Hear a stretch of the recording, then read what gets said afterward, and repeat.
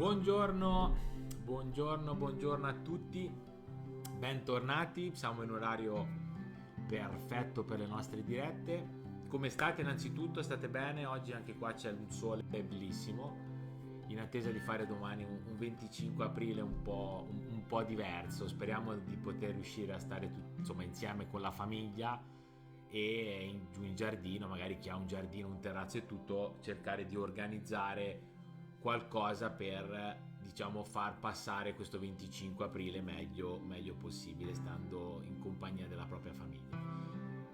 Come state? Innanzitutto aspetto qualche secondo che così Facebook invita le persone, anzi se avete persone condividete poi questa diretta, che vi parlerò di alcuni spunti che secondo me... Ciao Giulia, buongiorno, mi sentite, mi vedete? Tutto bene? C'ho un po' riflesso negli occhiali perché mi sono girato da questa parte per cambiare un po' di inquadrature. Ciao Paola, buongiorno, ben arrivati. Allora, oggi vi voglio parlare di alcune cose relativamente, diciamo, ai posti da vedere alle 5 Terre, perché abbiamo già visto e trattato un po' di cose, magari alcune cose oggi le ripeteremo se qualcuno non era collegato nelle dirette precedenti. Però io do un consiglio alle persone quando venite alle 5 Terre, perché magari, allora, se è la prima volta sicuramente andate prima a vedere i vari borghi, quindi i percorsi, chiamiamoli quelli più turistici. Però secondo me ci sono tantissimi posti meno pubblicizzati, diciamo, e meno fotografati anche dalle persone, quindi meno conosciuti, che se vi piace fare diciamo, delle escursioni un po' più particolari, quindi vedere dei posti un pochino più selvaggi, un pochino più incontaminati, secondo me ne vale veramente la pena. Buongiorno a tutti. Quindi partendo diciamo col nostro percorso, l'abbiamo visto e trattato velocemente nella parte diciamo dove trattavo i sentieri delle 5 Terre e le spiaggette, diciamo dove si può andare a fare un bagno. Secondo me le due che sono molto belle, abbiamo visto da Campiglia si può scendere giù attraverso il sentiero del Persico, si chiama, e arrivate giù a una spiaggetta veramente molto bella. Da lì potete scendere giù anche a Schiara di Tramonti, che abbiamo visto che anche quella è un'altra zona molto bella, ci sono delle chiese, c'è una chiesetta molto carina da visitare, c'è il punto di ristoro del telegrafo che anche quello è molto bello. Da lì vi consiglio di prendere la strada che va giù verso il santuario e fare tutti i sentieri, quelli diciamo detti dei santuari. Molto bello il santuario di Montenero, che è proprio di punta e guarda sopra Rio Maggiore, ha una vista non vi dico a 360 ma a più di 180 gradi. Da lì potete fare poi il sentiero che passa in alto, che vi porta poi fino a Volastra, oppure potete scendere giù e andare giù poi verso Rio Maggiore. Però anche a Rio Maggiore è molto carina anche il sentiero che porta nella parte diciamo di Lemmen, che anche quello è molto bello. Potete scendere giù a Rio Maggiore, che anche lì ci sono delle spiaggette. Da lì la via dell'amore sicuramente appena sarà aperta sarà da vedere. Il sentiero anche Volastra è un paesino molto carino da visitare, piccolino ma è un borghettino diciamo di casa, anche quello molto carino. Da lì potete prendere il sentiero che da Volastra vi porta in direzione di Corniglia.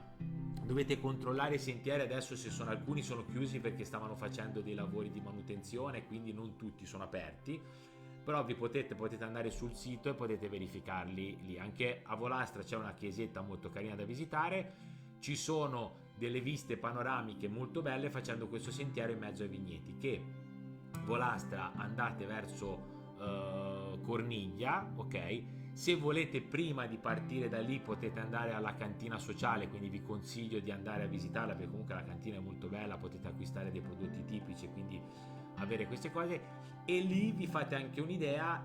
Oggi sono più informazioni diciamo chiamiamole turistiche che più nel settore mio immobiliare, quindi sto cercando di darvi dei contenuti che possano essere utili intanto per scoprire il territorio e facendo un po' come si dice in gergo tecnico da investitori una mappatura diciamo della zona, vi potete anche rendere conto quale delle 5 Terre, quale zone magari sono più adatte al caso vostro, quindi quelle che vi piacciono di più e che sono più adatte per voi, e da lì poi avere tutta una zona panoramica. Arrivando a Corniglia abbiamo visto che anche lì è molto bella da visitare, ci sono delle chiesette, ora mi sono preso un po' di appunti, ora ve lo dico.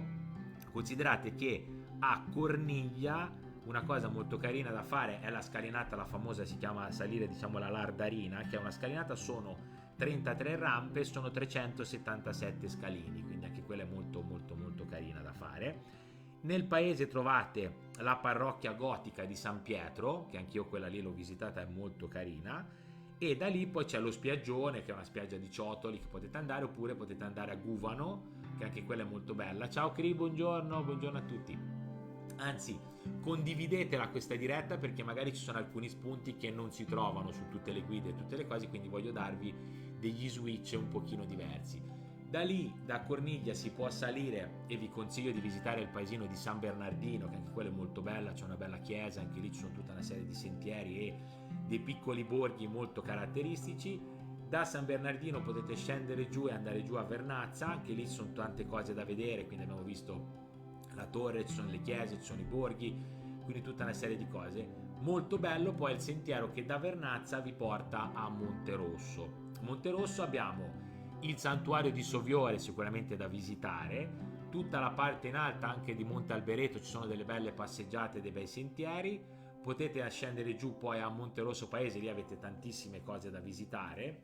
Ok, quindi la parte alta dove c'è diciamo il castello, quello che è rimasto, con il cimitero, che anche quello è molto bello da vedere. C'è il convento dei Cappuccini, c'è l'autore Aurora, quindi dove abbiamo quel ristorante che vi dicevo molto bello. Lì ci sono degli agriturismi molto belli e particolari, anche lì per fare delle degustazioni nelle cantine. Potete andare ad assaggiare magari i prodotti tipici, che ora ne parleremo poi domani nella diretta, se non mi sbaglio è domani la diretta sui prodotti tipici, e andare a vedere delle zone un pochino diverse. Perché vi facevo questo ragionamento? Perché diciamo che nel momento in cui venite giù, che il mercato sarà ripartito e che queste cose qui saranno un pochino, diciamo, si tornerà al flusso di turismo che c'era fino ad oggi, ci sono dei giorni e delle giornate che vi sconsiglio di andare a vedere i centri storici o le cose, perché c'è pieno di gente così. Quindi fare queste passeggiate più in alto, andare a vedere le Cinque Terre, quelle un pochino più selvagge, secondo me anche lì è molto interessante da andare a vedere.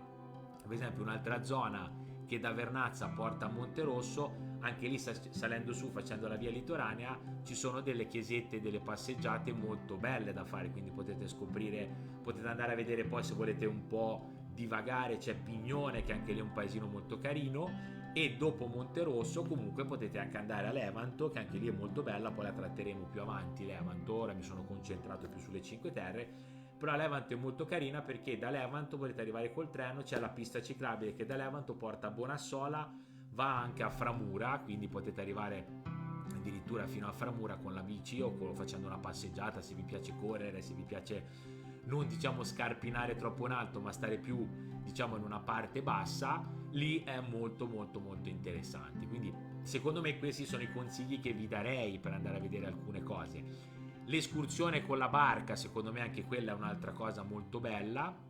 Abbiamo visto le degustazioni nelle cantine, queste vi consiglio di farle perché sono molto particolari, e magari cercare di andare a vedere delle cose che sono un po' diverse da quello che magari potete vedere sempre, sicuramente in un secondo momento. Quindi ciao Michele, ciao a tutti. Nel momento in cui avete già visitato i centri storici, avete già capito, avete già conosciuto più le Cinque Terre, per una fase 2, visto che adesso siamo tutti a parlare di fase 1 e fase 2, nella fase 2 vi consiglio anche, magari se ritornate, prendervi magari anche una settimana di tempo per venire qua e vedere le Cinque Terre veramente bene, soprattutto perché da lì vi farete appunto una mappatura più completa sulla zona e scegliere meglio dove volete andare. Quindi io magari vi ho dato delle indicazioni sui miei riferimenti che avevo di clienti, però magari voi, vivendo direttamente la passeggiata, vivendo direttamente le emozioni, riuscite a scegliere meglio quelle che sono le zone che fanno più al caso vostro.